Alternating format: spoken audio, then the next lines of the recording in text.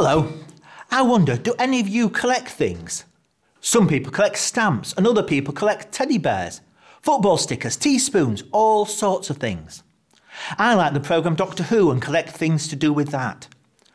Collecting things can be quite fun. You might have to save up your money for a special item in your collection. You might have to look around for it and then get excited when you find the one thing you need to finish off your set. Other people collect things that don't cost them anything at all. You might go on holiday and collect a shell from the beach. My mum used to collect paper serviettes when we went on holiday. They'd have the name of the place we ate on them, and she would have them as memories of that place. And then again, you can collect interesting facts. They don't cost a thing. I wonder what you know about collections.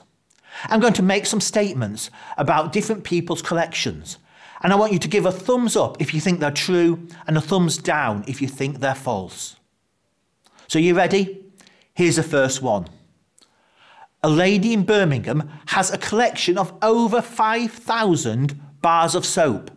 Is that true or false? It's true. She must be very clean. She started collecting over 30 years ago, and they come from all over the world. Number 2. An Italian man has a collection of Coca-Cola cans from all across the world, including Cuba and North Korea. Is that true or false? That one was false, but it's a bit of a trick question. A man in Italy does have a massive Coca-Cola can collection, but he doesn't have any from Cuba or North Korea. Not sure why. Number 3. There's a collection of over 30,000 toenail clippings.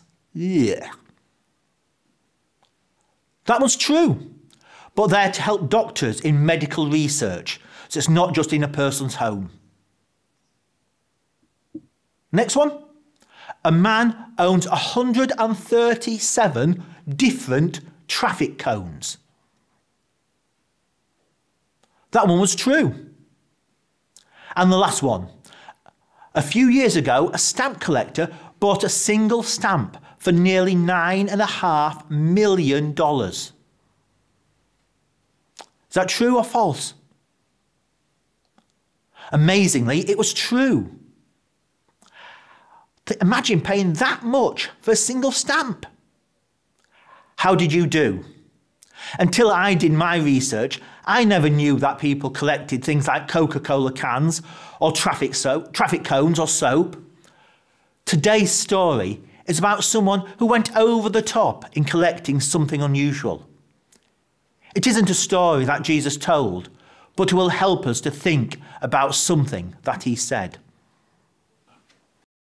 Harriet Carbuncle Petrifi Jones had an enormous collection of bones. Most of her friends thought she was terribly weird. Some of them laughed at her strangeness and jeered. Harriet snubbed them and held her head high, dreaming of all the dead bones she would buy. Her first ever memory of bone collecting began with her Scottish friend Angus MacTecting. The two friends were walking along by his loch when Angus spied something just next to a rock. "It looks like a bone," he said. He was right. When Harriet touched it, it buzzed with delight, right from the tips of her toes to her hair, and all she could do was just dribble and stare. "Look how amazing, a leg bone," she said, as strange new emotions arose in her head. She took it straight home, where she showed it around. "What a wonderful yellowy bone I have found. I'm going to collect bones for the rest of my life." She manically carved on her name with a knife. Soon she was hunting down bones from all over. She dug up the bones of her dead dog called Rover. The bones of her cat and her last frog called Hoppy soon appeared next to her old rabbit Floppy. Next came the dentist to buy tooth extractions, but manky old teeth were just minor distractions compared to her internet buy. Yes, just wait, a genuine angel bone found by a saint. The house was soon filled and the bones lay about. Eventually, Harriet's parents moved out. They stayed in a caravan parked round the back to make room for Harriet's bones from a yak. 6 wildebeests were in each upper room. Yes, Harriet's house was just one great big tomb. One day she popped to the van to see Mum, and one newspaper headline made Harriet go numb. Dinosaur skeleton gone up for sale. The bones of this thing were as big as a whale. I must have that dinosaur, Harriet screamed. My small bones are suddenly not what they seemed. I've searched my whole life for some sense of direction. And those bones are it. I found bone perfection. Instantly, Harriet sold all her bones. She sold off her bed and her 3 mobile phones. She sold off her wardrobe and all of her fashion. The dinosaur now was her ultimate passion.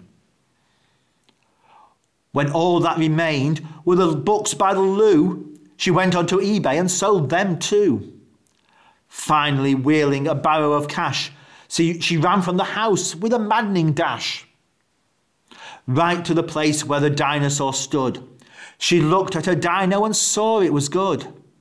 So Harriet gave all she had for the bones. A very wise girl was Miss Petrify Jones. If you found that one thing, the one thing that's true, would you give your whole life to have it? Would you? The story said that Harriet was wise. I'm not so sure about that. How wise would it be to sell everything you had to buy a dinosaur skeleton? However, what Harriet did was to work out what was important to her. And that's what all sorts of people do.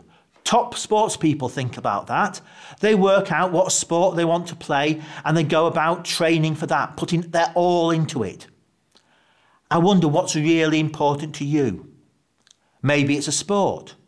Maybe it's doing well at school. Maybe it's looking after other people.